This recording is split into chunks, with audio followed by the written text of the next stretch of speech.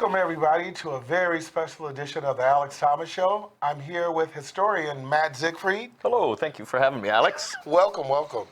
One of my usual introductions is welcome to a very exciting, I have a list of adjectives in the toolkit.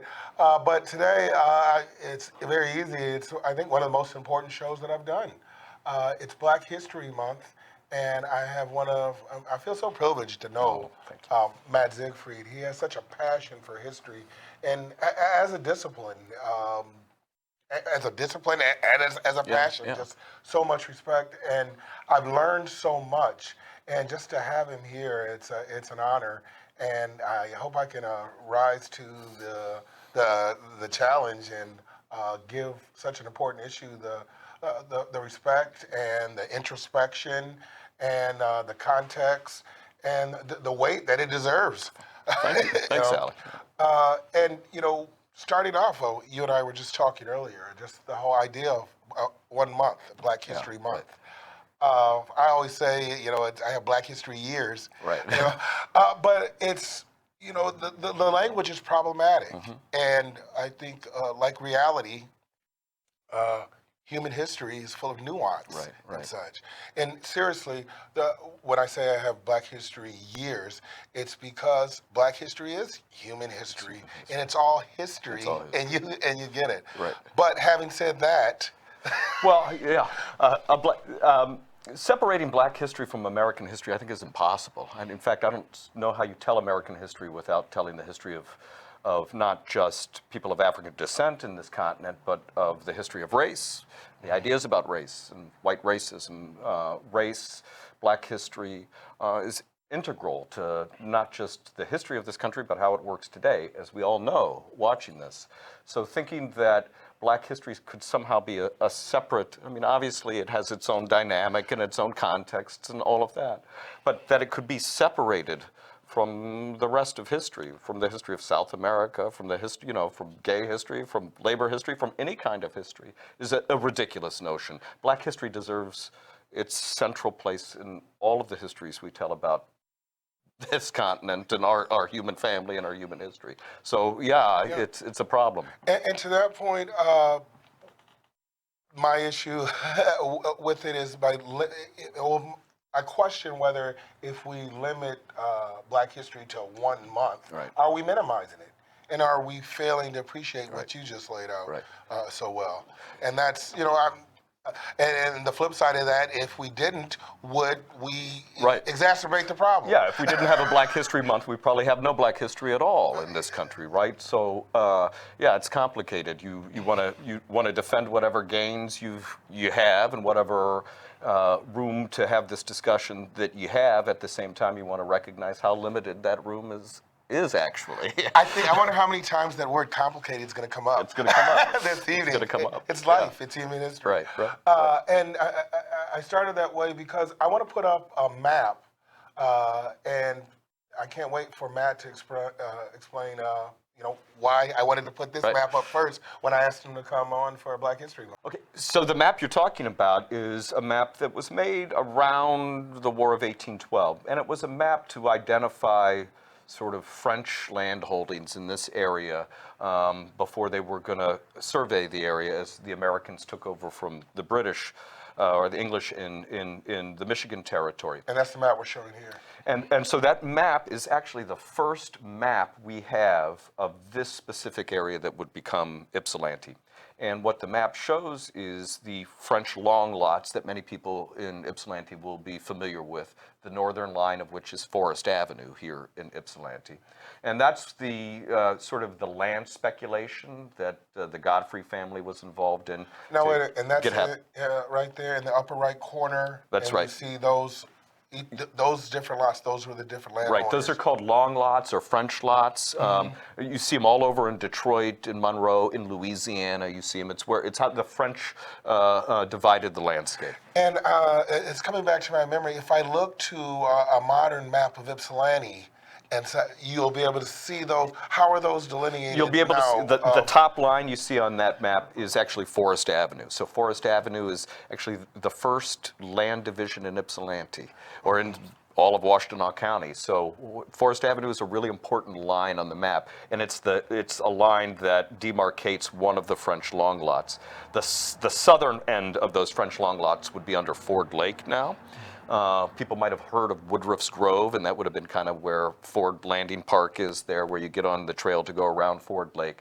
And the most important thing that this map shows is definitively where the native village was that was here. We have lots of references in the written material about the native village that was along the Huron River, but we haven't really been able to locate it in the written material. It was a Potawatomi village, and according to this map and another one made just after that by the U.S. military, that village was more or less where Galt Village is now, and on Grove Street, overlooking Ford Lake, just maybe a mile southeast of where Ypsilanti now stands, and where the French trading post, or the French-run trading post, would have stood at the time. So that Indian village right there, that's generally modern-day Galt Village. It's generally what we would think of modern-day Galt Village, Ypsi Township. In Ypsi Township, the village was most likely called something like Magwago's Town. It was a majority Potawatomi village, but other groups would have been there. There would have been individual Odawa, individual Miami, individual Wyandotte. What are some good sources if people want to find out? Because I just briefly, in my Google, Potawatomi, and I was a bit stuck. So if someone wants to dive into this, there's a couple of good books out there on the history of Potawatomi people. There's good books out there on the history of early Michigan. I guess if there's one book that I could say, and it's not a perfect book, but it's one book that I would say is Charles Cleland's Rights of Conquest, which is an overall survey of Native American history here in Michigan, which we'll talk a little bit about this. But there's not been a book written about the Potawatomi people of southeast Michigan, who saw themselves as apart from other Potawatomi people. They saw themselves as their own group here along the Huron River and negotiated separately from other Potawatomi villages and tribal bodies. So they saw themselves as very much independent, their own group of people.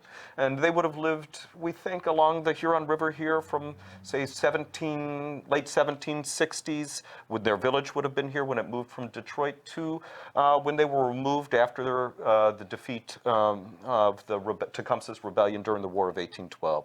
But there would have been individual Potawatomi families living, there are still individual Potawatomi families living in this area, and Wyandotte families. So I think it's really important to understand that this is not, the Potawatomi people, there was an attempted genocide. It didn't succeed. And the real story of the Potawatomi people in Native American history in this region is not their removal and the genocide. The real story is they're still here. Right? So even with all of that, those communities have survived with their own identity, with some of the families intact. That's a remarkable story. And if some of you may not have caught the beginning of the show and wonder why in the middle of Black History Month we're talking about Native American history and pointing out the original occupiers of the land, is because what I said in the beginning, that the problematic part of calling it Black History Month, you might miss, it's all human history. Yeah. And I want to talk about the human history of this area, and initially, and I wanted to talk about it, and that's why we're talking about it now.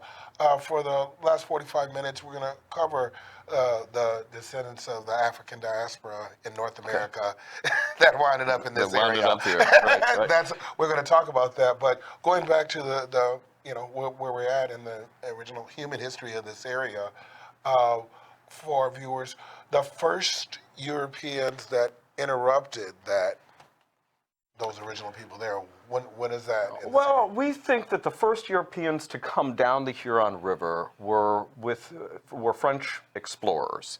La Salle moved across from the western end of the state to the eastern end of the state, and more or less took a Native American way to go across the states, which is to jump watersheds, and would have taken the Huron River down to Lake Erie. So we think that's the first European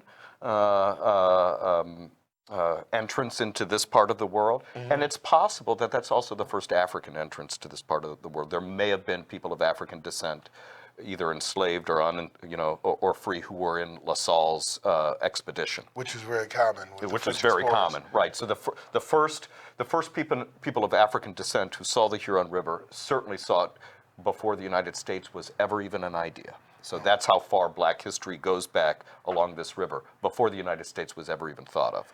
And I'm embarrassed. It wasn't until my 30s that I even heard of the idea of New France. Yeah, right, right. But for some who that might be new to them, can you explain that? Because, or tell me, I look at that now in my more experienced view, a lot of the what we would call colonial history of North America. Right. I mean, the rest of the world as New France. Right. But go ahead. So this area, I mean, obviously Detroit is a French term, right? So this area is claimed, parts of Michigan are claimed by the French, Spanish, British, and later the Americans, right? So this area is a point of conflict among the empires. I think it's really important to remember that France and Britain and Spain claimed this area. It doesn't mean they controlled this area. Native people were a majority of Michigan, and certainly of this area, well until the Americans take over this area. So Michigan is a Native American area that French people have claimed, that British have claimed, that Spanish people have claimed. Now there are French and Spanish and English people who will live in what is now Michigan, but they live completely dependent on their Native American neighbors, and in no ways do they have sort of control over those people. In fact, they're largely controlled by their relationships with Native Americans. Well, my mention of the New France is I always like to take a shot at British colonialism. Yeah. Whatever I can, but thank you for. That's why we have you here, to give the accurate history. So to give just a time frame, France claims Michigan between around 1701, the founding of Detroit, until they lose to the British in the what we call the French and Indian Wars, and then the British take over around 1760, and they're going to hold Detroit and Michigan with Native people, right? It's not them holding it, it's them who claim it. Native people are holding it up until after the War of 1812. So 20 years after the Americans claim Michigan, they finally actually control it, and it would require several wars to defeat Native American resistance in the Ohio Valley and the Great Lakes. So we often think of wars of conquest against Native Americans as being things that happened out west, right? And Little Bighorn and all of that kind of stuff. It happened here. And in fact, some of the most significant episodes of resistance by Native people to American colonialism, British colonialism, French colonialism is not out west. It's in the Great Lakes and the Ohio River Valley. The biggest defeats ever suffered by the United States military at the hands of Native Americans, the Battle of the Wabash, the Battle of the Raisin, are all in the Midwest in the Great Lakes. So the resistance here was fierce. For that Wabash. The Battle of the Wabash is 1790, and the Battle of the Raisin is 1813. So there were several Native American confederacies headquartered at a village called Brownstown, which is near Carleton High School on Jefferson Avenue along the Detroit River, which was the center of a Native American confederacy. It ranged from the upper Great Lakes down to the Appalachians. Involved tens of thousands of people in many different communities, different languages, where it was a real broad confederacy, and it would have been headquartered here in Michigan. You mentioned the two big defeats for the Americans, and the two big victories for the Native people. But I know from our previous conversations, the one major defeat. And for the Native American tribes, one huge one where even in the treaty, the leaders that signed that treaty to end it were vilified, and there was what is that central? So that's the really famous Battle of the Fallen Timbers, and that you can go visit that site today. It's now a national park, just recently made a national park near Toledo along the Maumee River, and that was in 1794. And the American Army, remember the significance of the colonial army fights the British. The first time the Americans, as the Americas, the United States, sends an army into the field, it's to fight Native people. And I think that should be remembered. The American army was founded to fight Native people, right? And it was founded to fight those Native people here in Michigan and in Ohio, Indiana, in this region. Native people put up an absolutely fierce resistance to that and handed the Americans defeat after defeat after defeat. At one point at the Battle of Wabash, they succeeded in wiping out 1/4 of the entire standing American military, wiped them out. The Americans were able to recover from those defeats because of their resources, their in-migration, lots and lots of people, right? So Native people in this region couldn't afford to lose a battle in which 500 warriors would die. The Americans could recover from that after several years, right, and put a new army into the field. By 1794, Mad Anthony Wayne, right, we remember that name, took over the military and trained the U.S. Army in Ohio for Mad 3 years. Anthony Wayne. Yeah, for 3 years he trained that army to be able to fight Native people. And when that army went up towards Toledo and the British fort, Fort Miami that was on the Maumee River, they were met by Native American people at the Battle of the Wabash. The Native American peoples lost a kind of minor skirmish, and as they retreated into what they thought was the safety of the British outpost, the British closed their doors to the Native people. And even though they had an agreement with the British for support against the Americans. And in the absence of that British support to that Native Confederacy, the Confederacy started breaking apart. And so what happened was not really a military victory by the United States, but a political defeat on the part of the Confederacy.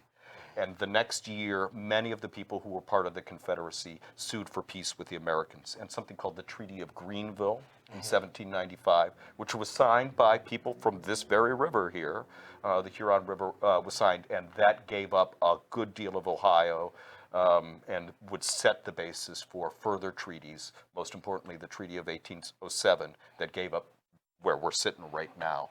And then that treaty was again resisted by Native people here, and there was a new rebellion led by, people might have heard, Tecumseh, Lelewetheca, Roundhead, these great warriors of that period.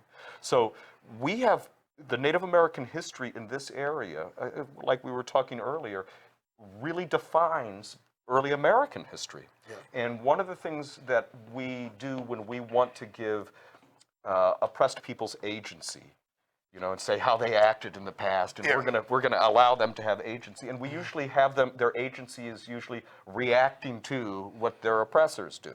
Yes. And one of the ways I think we need to think about agency is the Americans are reacting to what Native people do, right? And so Native people are having their own agenda, and the Americans are constantly having to react to the agenda of Native people. And what we're seeing here in the Midwest is a really good example of that through the Native American confederacies, the Native American resistance to the various treaties, the splits within Native American communities around how to deal with the Americans and how to deal with treaties. All of that says to us that Native Americans are living full political lives. Yeah. They're disagreeing with each other. They're disagreeing on how best to deal with the Americans. And the Americans are largely playing catch up in how to deal with all of the intricacies and political events that are happening within the Native American community. So I think that's really important to understand. Agency is not just Indians responding to what various empires were doing, but those empires are responding to what Native peoples are doing. I just feel so fortunate because I mean, you're making sure. I mean, I think someone that might just join us, they might be thinking you're making a political argument. You're coming from a historian's point of view, yeah. And you're arguing for accuracy. Right. Yes. You know, and having a holistic view. That's right. And correcting the record. That's right. You know, when you're trying to actually filter the politics out of it, right. And look at it as a discipline. Right. Right. So, and I think that's important. That sometimes I think we think that people think they're historians if they watch the History Channel. Or something like that. And being a historian is actually absorbing information and placing things in context. And all, you know, it's a discipline and it's actually a skill. The more history you know, the more history you can know, right? Mm-hmm. And so the more you read from various sources, from various areas, the more you can understand areas that those communications aren't even discussing, right? So history is about creating multiple layers to look through to get a whole picture. History is also about taking sides, frankly. And one of the things that just like a climate scientist has an opinion on whether there's climate change or not, yeah. I think historians have an opinion on how we treat other human beings. Of course we do. And what kind of societies we want to live in. And that doesn't mean that your history is any less tainted, any more than if you're a climate scientist and you agree that there's a climate crisis. I believe that there's a real crisis around inequality and racism.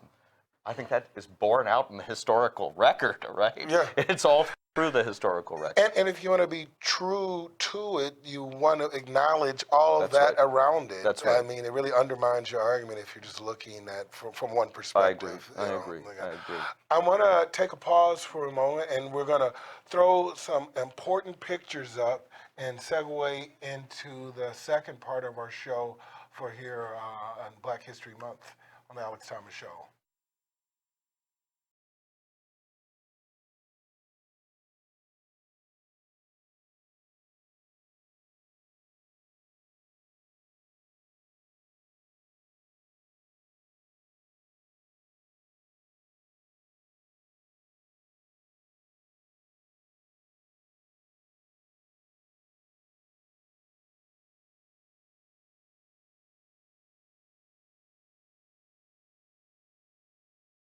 Welcome back, everybody.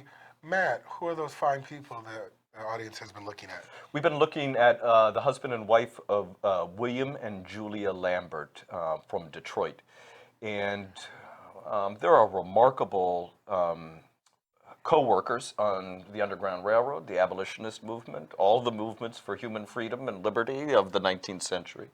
And William Lambert is a figure that... What years? 19th century? So 1800s19th century, so really their lives span the 19th century. Okay. And William Lambert is born in New Jersey. He comes out to Detroit. He's in Detroit by the early 1840s and will stay here until his death in the 1890s. So basically from when Michigan becomes a state all the way into when we get the auto industry, right? So yeah. that's got when it, okay. the breadth of their lives covers everything from slavery, the Civil War, Jim Crow, industrial, a huge breadth of time span, and they're involved in all elements of it. Okay, I kind of interrupted you. So we know William Lambert And Julia, so William Lambert is, I go to a lot of schools, elementary schools, high schools, and I talk to a lot of students, and almost none of them know the name William Lambert. And if I could tell teachers and students, if there's one name in Michigan history you should know and learn, and all of us, not just, all of us lay people, it's William Lambert. I think he's truly remarkable in many different ways. And we're going to be talking about a lot of remarkable people tonight. Yeah. But he's as remarkable as it comes. He's a figure who was deeply involved in something I like to call the African 48ers. And people might have heard about the revolutions of 1848. This was this kind of Europe, worldwide. Let's say that they didn't. Okay. Let's say they didn't, okay? There were if people remember the Arab Spring of a few years ago, of 2011, and how that touched off in one country and went to a bunch of different countries. In 1848, there was something similar, and there were these mass democratic movements. And remember that even in Europe at the time, it's all kings and dukes and duchesses, and there's not democracy, right? People don't have the vote. So throughout not just Europe, but in places in Latin America and other places, there's a rebellion, a democratic rebellion against empire, against for the right to vote. Okay, 1848. And so it's an international movement. Marx comes out of this movement. The manifesto that he writes comes out of this movement.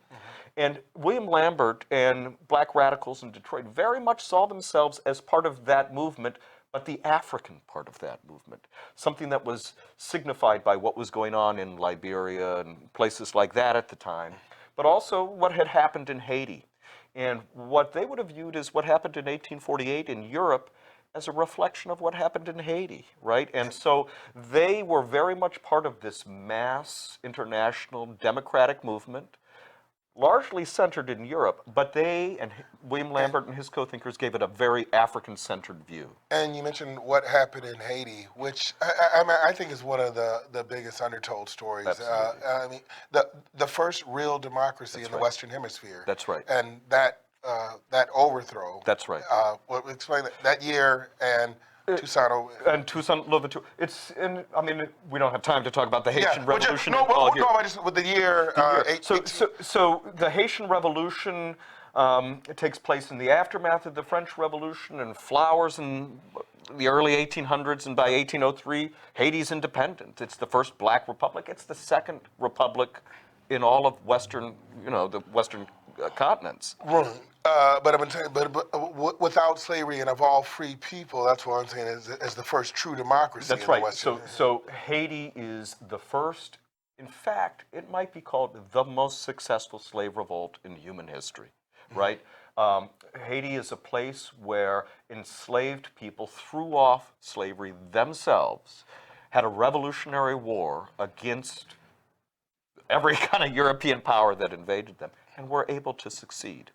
Now, one of the reasons Haiti is in the situation Haiti is in now is that even though they were able to succeed in France, it was very hard to be independent of France economically. They were tied economically. And they were looked at strategically. And looked at strategically. Right. So France said, you owe us a bunch of reparations. And Haiti is basically still paying, Haiti is paying reparations to France for the colonialism that France did.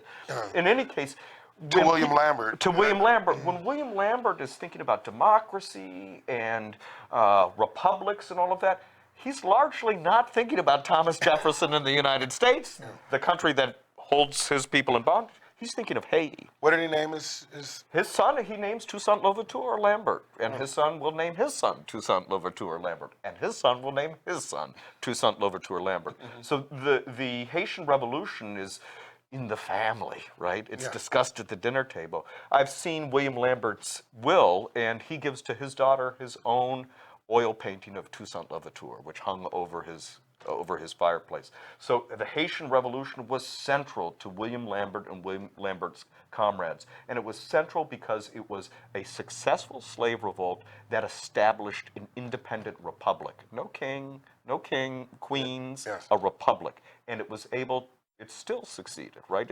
Haiti is still independent. It might be poor, but it's not the property of anybody else to this day. And so Haiti was huge to Lambert. And William Lambert's first step, or what do you think, given the limited amount of time, because we're going to get into so many other, like the most important things and highlights in William Lambert's life? Let's go to very early.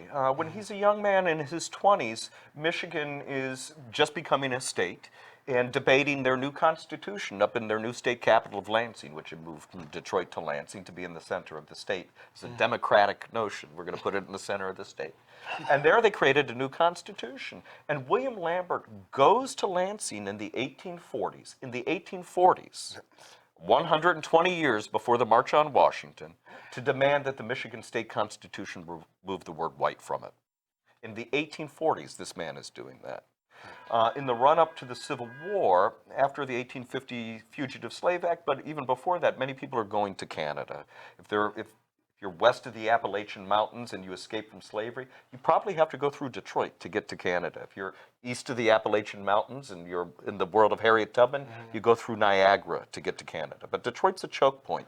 And I mean, you and I often talk about just the lack of appreciation for history, and within that, I don't think people understand. 1840, 25 years before the end of the Civil War, that he's going to Lansing and saying you're going to have to remove white from the constitutions, and that, I mean, that doesn't jive with the history that we learn in school, and that's why. That's right. So glad to have you. One of the ways to think about it is there's never not been a civil rights movement in Michigan.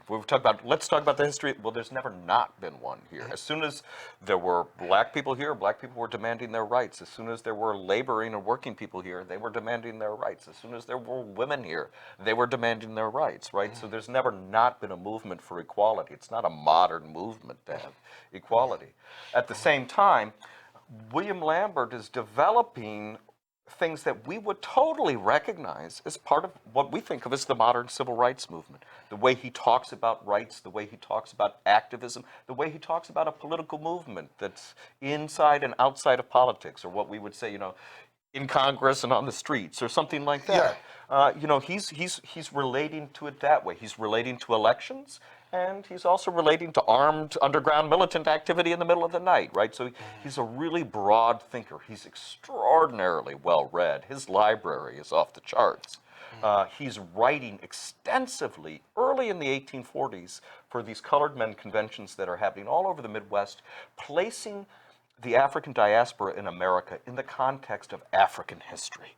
He's saying our history goes all the way back to Egypt and Nubia and all of this kind of thing. And he's saying that in the 1840s, and it's not simply a way to give people solace in hard times here.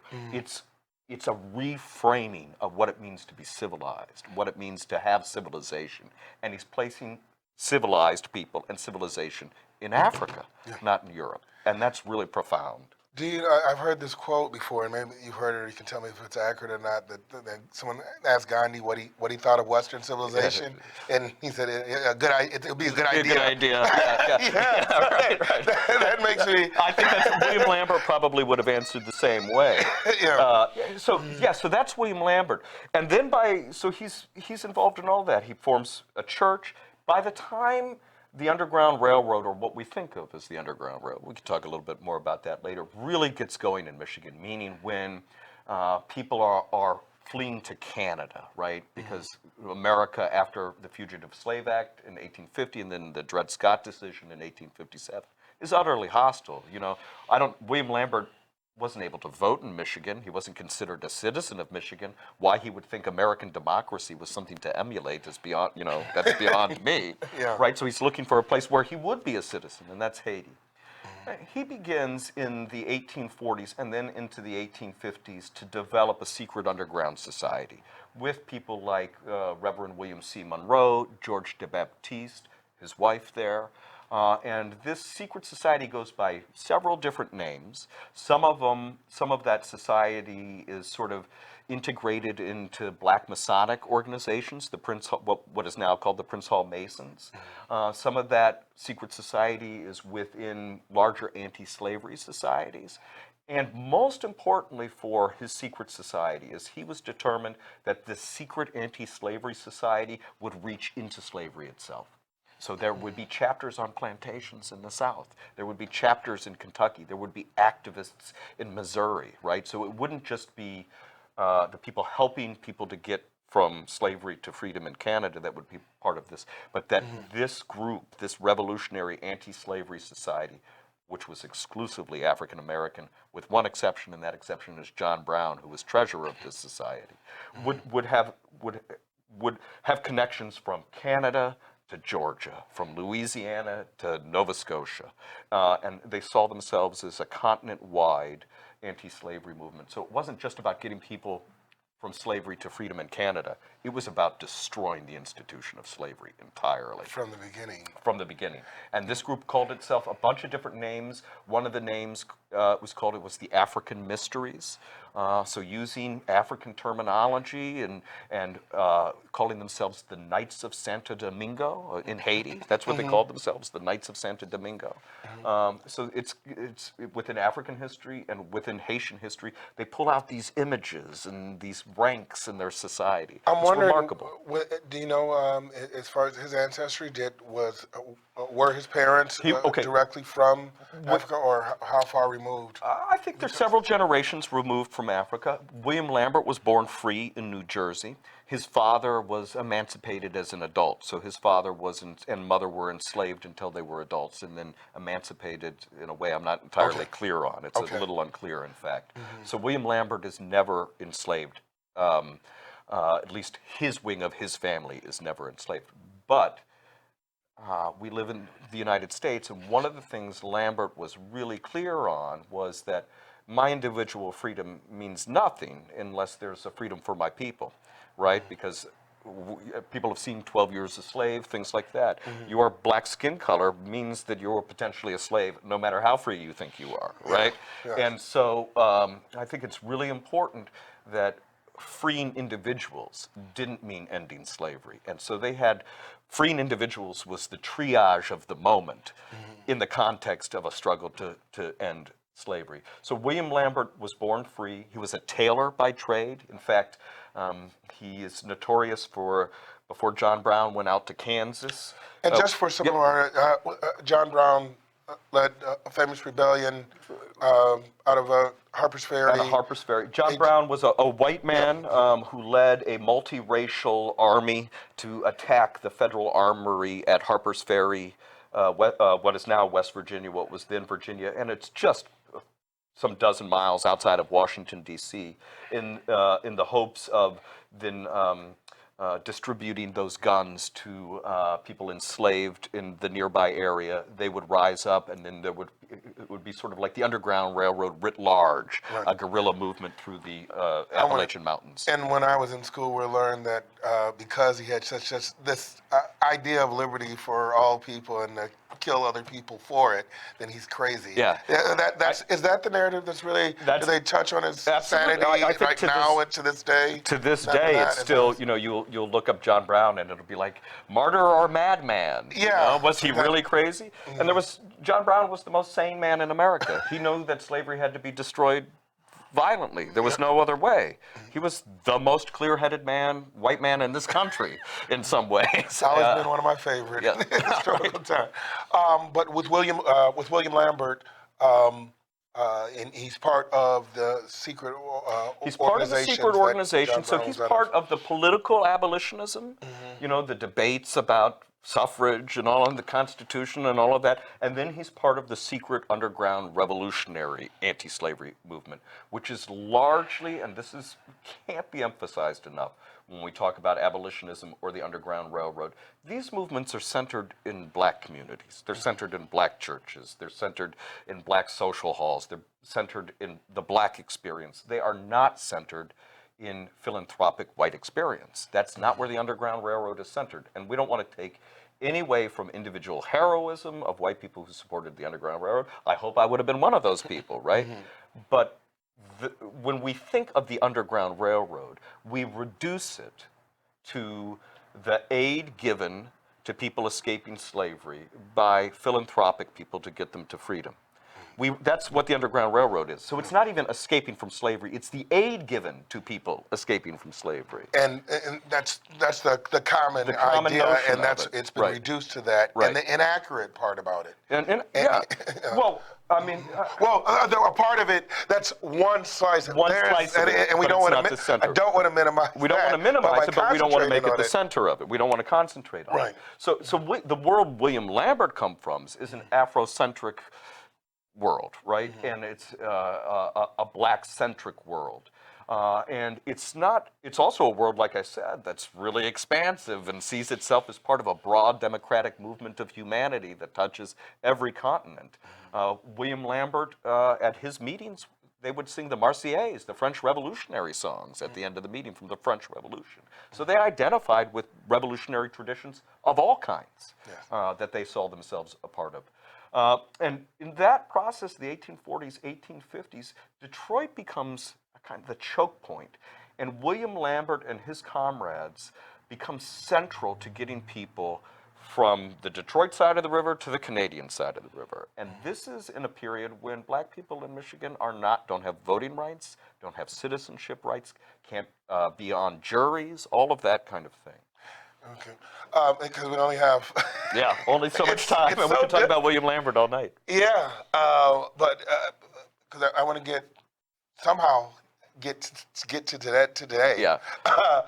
And when you talk about that choke point between Canada and Detroit, can you tie that around that time to Ypsilanti? Sure.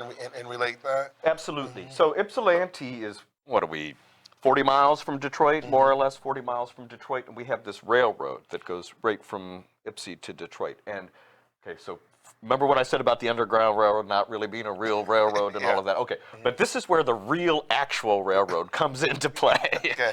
And that is, there's this railroad that goes all the way across the Michigan Central Railroad. You can follow it from Detroit, and it goes all the way to Chicago. So if you look, I want you to look at a map, or think of a map in your head, and think of where do you get from Michigan to Canada. You got all those Great Lakes there. You have northern Minnesota, which is Ojibwa territory at this time, so it's not really even part of the United States. There's very few places to get from the Great Lakes states in the United States to Canada. No. One of those places is Detroit. So many people, if you're fleeing from slavery in Kentucky and Missouri, anywhere in those areas, you're going to kind of have to go through Detroit. And you're going to end up going from west to east in Detroit, generally speaking, because slavery is, here's Detroit and here's where enslaved people are. So you're generally going to go from west to east. And that railroad is finished by, let's say it's completely finished by the 1850s, which means that you can travel across Michigan to get to Detroit at night without ever having to ask for directions, without ever getting lost, with being safe and with being able to make your own decisions without having to rely on anybody else, right? And one of the things we think about the Underground Railroad is you just have nothing but reliance on other people. Well, many people who escaped from slavery were their own conductors. They were their own station masters, right? They led the Underground Railroad. They got themselves free. And what that railroad meant is that you had the ability to not need a map, to not have to ask for directions, and be able to get all the way across Michigan. So I find lots of references to people escaping slavery walking that railroad, all the way across the state of Michigan to where they get to Detroit. Now, Ypsilanti, by the time the Civil War starts, is going to have one of the largest black populations in Michigan. And that's going to explode later. Ypsilanti will have the highest, as a percentage of its population, black population of any Michigan city between the Civil War and World War I. So this place becomes a real center.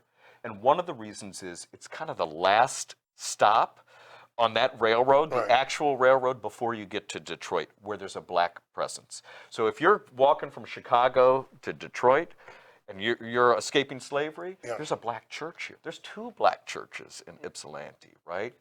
And so Ypsilanti becomes a place that you're going to stop, get refreshed, move on. People are going to, down at Brown Chapel AME on the corner of Buffalo and South Adams, they're going to, pass the plate, right, to raise a little money for you. People are going to give you a free pair of socks or an extra pair of socks or whatever to get you the rest of the way. You mentioned Brown Chapel, and then the other is Second Baptist, are both pre-Civil War black churches here in Ypsilanti, both founded by people who escaped from slavery.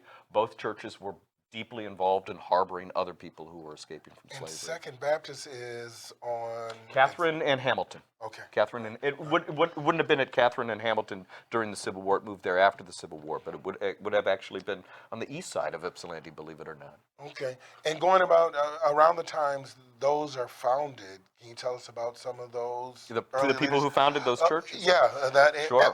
and some other significant African Americans in the area at that time. Sure. And, around that. Well, if you don't mind, let's bring it back just a little bit, and we'll talk a little bit about the earliest African Americans that we know of in what is now Washtenaw County. Thank you. Great. And so, again, we were talking about, we think the first people of African descent in Washtenaw County along the Huron River might have come with LaSalle, but they were certainly here by the time the French are here, and the French are trading up and down these rivers. And I guarantee the people who owned those trading houses are not humping the goods up and down these rivers, right? They've enslaved other human beings to do that for them. And so I think it's entirely likely that the first people of African descent we see on the Huron River are people bringing goods in and out of the trading posts along the Huron River. So this is, let's say, 1770s, 1780s. Detroit itself, both in its French and English manifestations, will be up to 10% enslaved. While the French were there, and again, that's till about 1760, the enslaved are about half Native American, half African.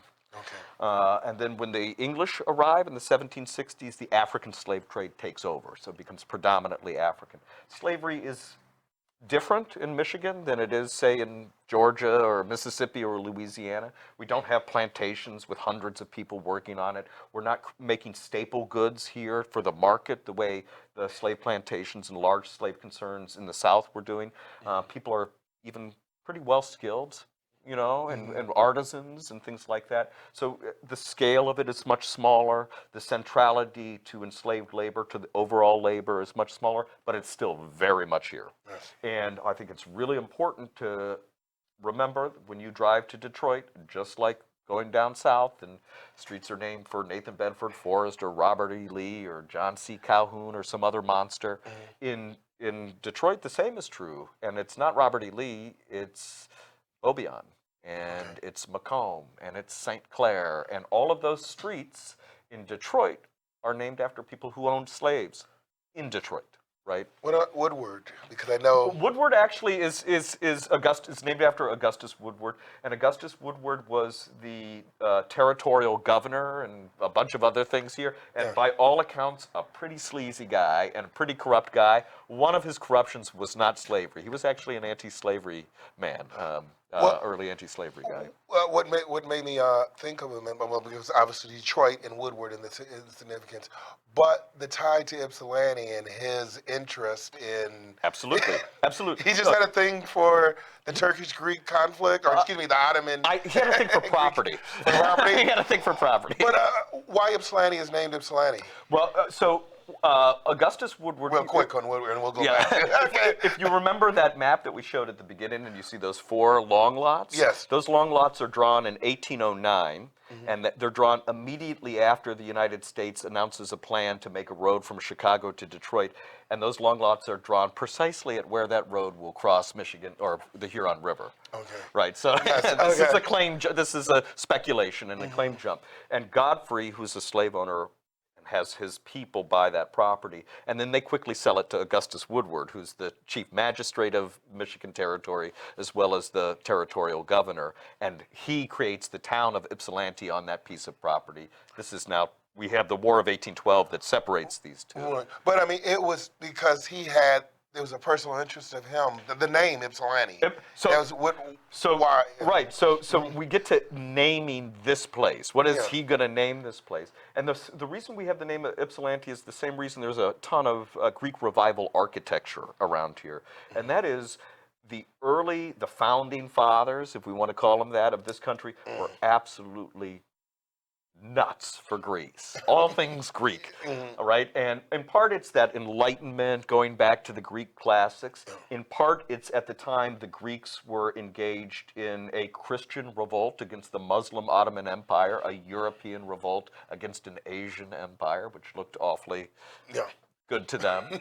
And the last thing is that Greece had a slave-owning democracy, which sounded like the kind of democracy they wanted. Yeah, right. absolutely. So they're absolutely obsessed with all things Greek, and so Monticello looks like a Greek temple. George Washington's house looks like a Greek temple, right? And so they named Ypsilanti. They named this what will become Ypsilanti. Augustus Woodward. Augustus Woodward names it after a guy named Demetrius Ypsilanti, who's one of a Greek general leading the revolt against the Ottomans at the time. Right. So that's why it's named Ypsilanti. Okay, so going back, because this is important. Where were we? That was Woodward and the naming of the street. So we're talking about slavery in Detroit. Right, and people stopped, and that was the last stop here in Ypsilanti. Here.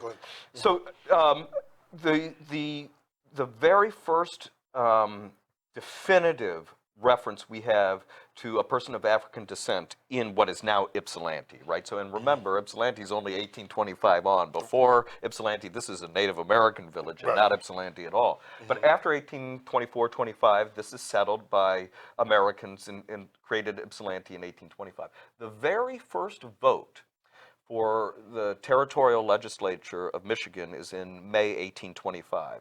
And there are only a few dozen people who are living in Washtenaw County at the time, and they're going to have the first vote at where Riverside Arts Center is right now, which is where the old Godfrey Trading Post was.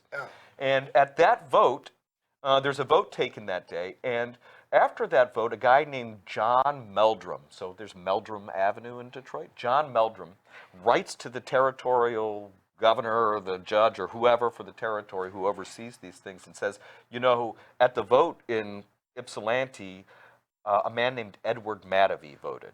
And Edward Matavy should not have the right to vote because he was born a slave on my father's farm in Detroit and is not a free white man.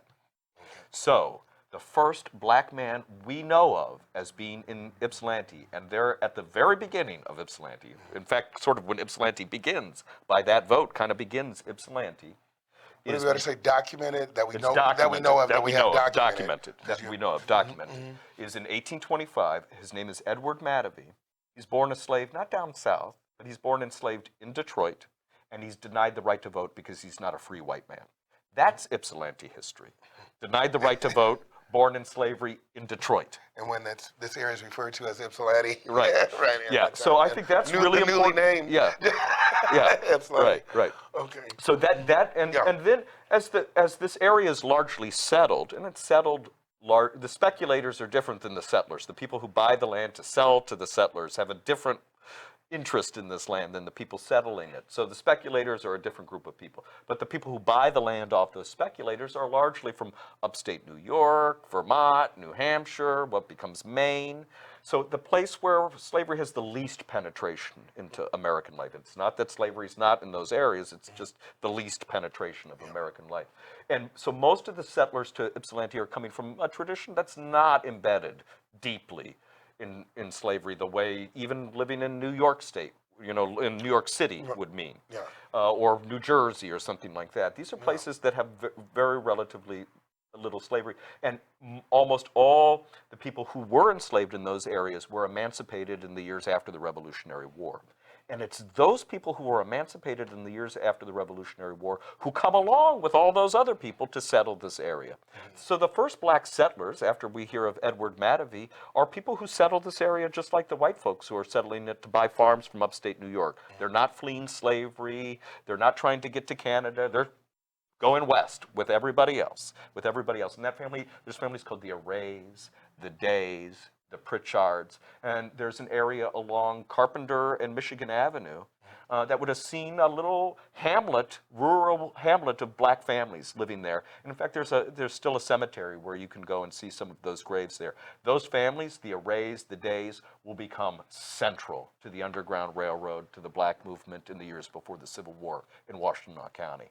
Okay, and because of that Underground Railroad and that influx of people of African descent into that area, you mentioned earlier we had such one of the largest African American populations in Michigan. In Michigan, in Ypsilanti. In Ypsilanti. Ypsilanti. Ypsilanti And this is and it's clearly before the Great Migration. Absolutely. Which I think so many people assume, and that's where I wanted to. Yeah, I think that's a really important distinction. Now, Ypsilanti absolutely sees the Great Migration.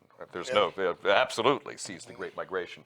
But the Great Migration is coming into a community that is already 100 years old, right? And I think that's really important to understand. Ypsilanti's black community, and we're looking at it right down on the South Adams Street. That community down that street is one of the oldest intact black neighborhoods in the entire Great Lakes. And to let you know, we're coming from 234 Michigan Avenue, right across the street from the Michigan Avenue Ypsilanti Public Library. And right across the street from where Elijah McCoy had his workshop. And at the corner of Michigan Ave and Adams, Right. And man, it's just killing, because I can't believe I'm saying, we have about 10 minutes left. So if you can get us to 2020. Right. No. We left off at, let's say the large African American population that's here after the Civil War and prior to the Great Migration. We're going to move up to the Great Migration. Okay. And can you give us a layout there? And I'm going to try to be quiet as much as possible, but in the next 10 minutes, I want to make sure that we talk about, like, from the Great Migration, and we can touch on the Willow Run. Okay. Bomber plant and that history. Those are the only ones, and I'll let you flow from that. So so 8 minutes now. 8 minutes of a lot of history. I think what we need to think about in terms of the Great Migration in Ypsilanti is to contextualize it. And I should define it too. And define it. Okay, so the Great Migration, let's define the Great Migration. The Great Migration is thought of as that period, say, between World War I and World War II, so let's say 1915 to 1945, more or less in that area, where you see many millions of people move from the Jim Crow South to the industrial North. So moving away from Jim Crow into industry. So when we think of Cleveland, Detroit, south side of Chicago, we think of these communities that are built in the Great Migration, and they're built around industry, and they're built around people fleeing from Jim Crow. So that when we think of the Great Migration, that's what we think of. And most black communities in the North trace back to the Great Migration, right? That's where they come from. Right. Ypsilanti is different. And because it had that existing community. It had the existing community prior to it. And that's important because remember what we're talking about. We're talking about black people living in Michigan. Can you just live anywhere? No. You can't even live anywhere in Detroit, right? Where you can live is very defined by where the black community already is. Yes. And it ain't getting any bigger than that, right? So you have to go to where it already is. So if you're coming to Michigan for the Great Migration, where is the black community already at? Yeah. Ypsilanti. Yeah. Right. I'm sorry, probably somebody planned on going to Detroit and stuff. Yeah, right, right. That's actually did happen. That actually did happen. So there's the area of Black Bottom and Paradise Valley of Detroit, and of course people are coming there, and they're going to work to work at the Rouge plant and those kind of places. Even though you couldn't live in Dearborn, you could work at the Rouge plant. Right.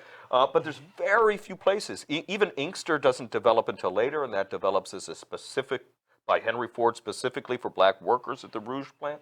So if you were coming to Michigan during the Great Migration, a couple of places in Grand Rapids, a couple of places in Cass County you could move, a couple of places in Wayne County you could move, in Ypsilanti.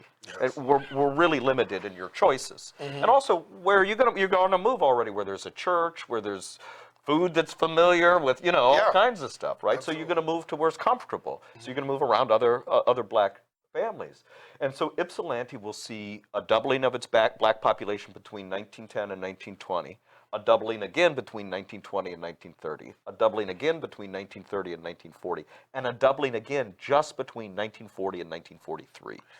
1940, 1945 in this area, I think one of the most significant, the bomber plant. Okay. And I'll contextualize, Henry Ford builds the largest factory, pays for, not even does that. No. He's responsible for it.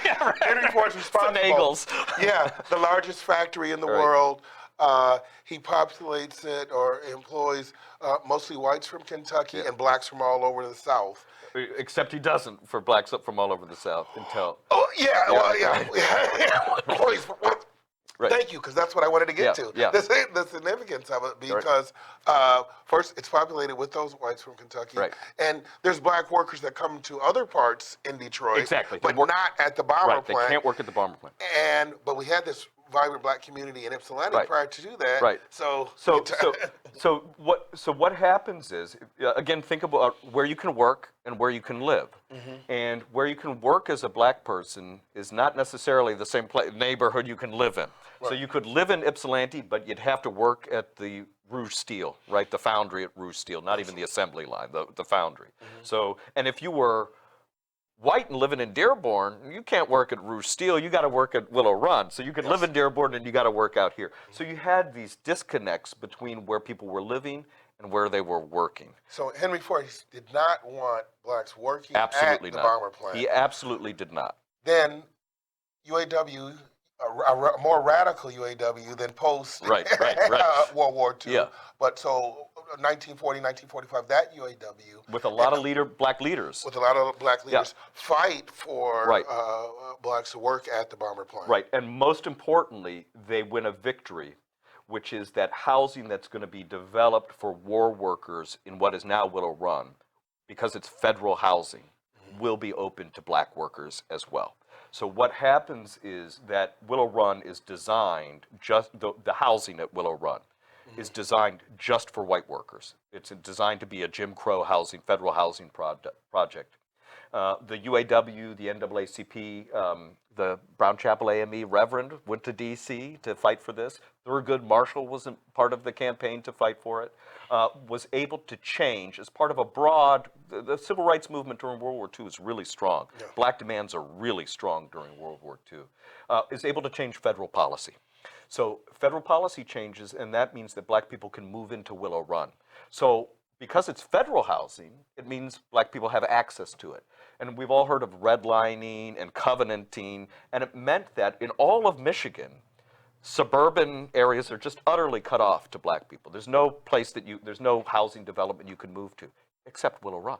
So one of the things that's really interesting, it shows you the power of what happened during World War II and the movement for black equality during World War II is that what was designed to be an all-white federal housing project becomes one of the very few places that black people could move into in all of Michigan, in the suburban area, because they fought and won a campaign to desegregate it.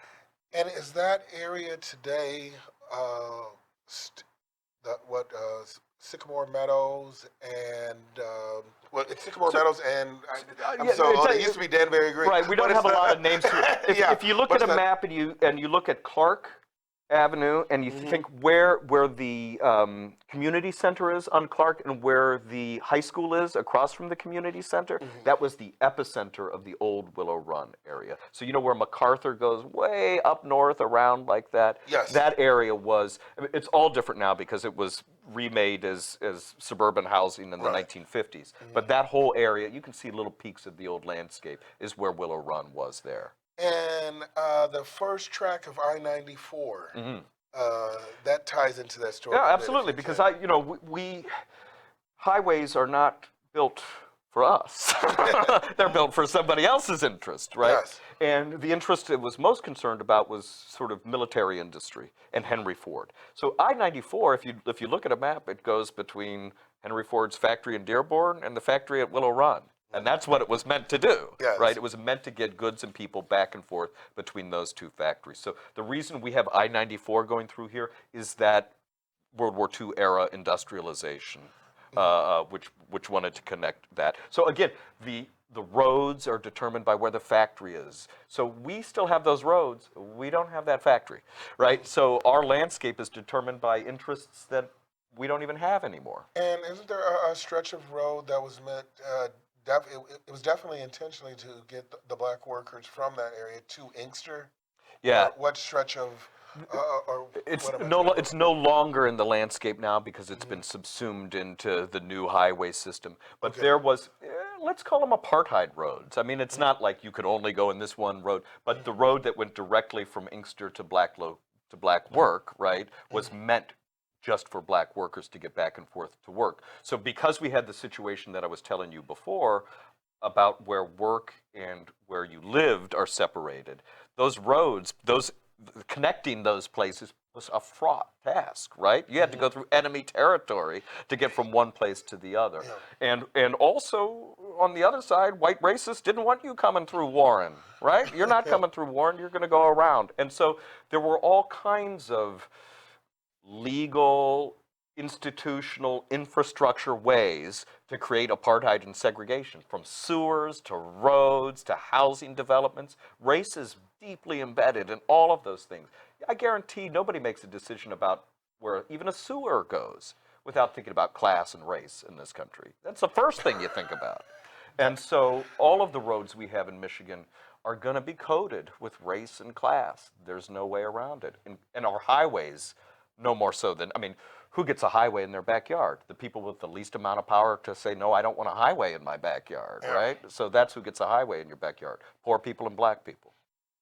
I'm thinking, as you said, who gets a Nexus pipeline in their Yeah, backyard? yeah, exactly. You know, Who gets a Nexus pipeline in their backyard? yeah, there's a Nexus pipeline that runs parallel to West Willow, Yeah. the largest neighborhood in Ypsilanti Township. Right.